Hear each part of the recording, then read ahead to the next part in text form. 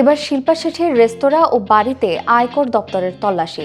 বলিউড অভিনেত্রী শিল্পা শেঠি ও তার স্বামী রাজ কুন্দ্রার বিরুদ্ধে প্রায় ৬০ কোটি রুপির প্রতারণার অভিযোগের পরিপ্রেক্ষিতেই প্রশাসন নতুন করে সক্রিয় হয়েছে।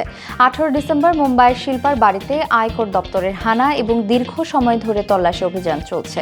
এর একদিন আগে ১৭ ডিসেম্বর শিল্পার মালিকানাধীন জনপ্রিয় রেস্তোরাঁ ব্যাস্টিয়ানে তল্লাশি চালানো হয়। অর্থনৈতিক অপরাধ দমন শাখা সম্প্রতি শিল্পা ও রাজ কুন্দ্রার বিরুদ্ধে মামলা দায়ের করেছে। ওই মামলার সূত্র ধরেই একযোগে রেস্তোরাঁ ও বাড়িতে অভিযান শুরু হয়।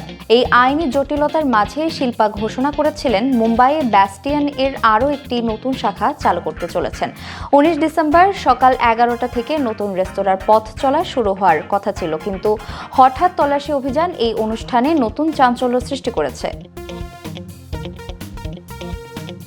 নতুন রেস্তোরাঁ উদ্বোধন উপলক্ষে শিল্পা সোশ্যাল মিডিয়ায় লিখেছেন, অপেক্ষা সার্থক হবে। এই রেস্তোরাঁ আমি আমার সংস্কৃতির উৎসকে উৎসর্গ করছি। এখানকার খাবার খেলে বাড়ির কথাই মনে পড়বে। ব্যাস্টিয়ানের সবচেয়ে জনপ্রিয় খাবারগুলো এখানে পাওয়া যাবে।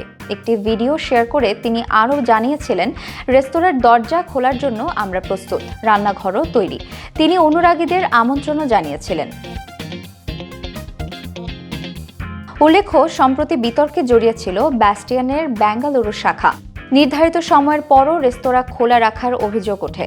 কর্ণাটক সরকারের নিয়ম অনুযায়ী পাব ও রেস্তোরাঁ নির্দিষ্ট সময়ের মধ্যে বন্ধ করার বাধ্যবাধকতা থাকলেও তা মানা হয়নি বলে অভিযোগ উঠেছিল। সব মিলিয়ে একদিকে নতুন রেস্তোরাঁর উদ্বোধন, অন্যদিকে একের পর এক আইনি ঝামেলা শিল্পা শেঠির জীবনে এখন উত্তাল সময় চলছে। ব্যবসার প্রসার, নতুন উদ্যোগ এবং আইনি চাপের মধ্যে সমন্বয় করতে গিয়ে অভিনেত্রীকে এখন চরম সতর্ক থাকতে হচ্ছে। এই ঘটনায় মিডিয়া ও সামাজিক মাধ্যমে উভয় ক্ষেত্রেই ব্যাপক চাঞ্চল্য তৈরি হয়েছে।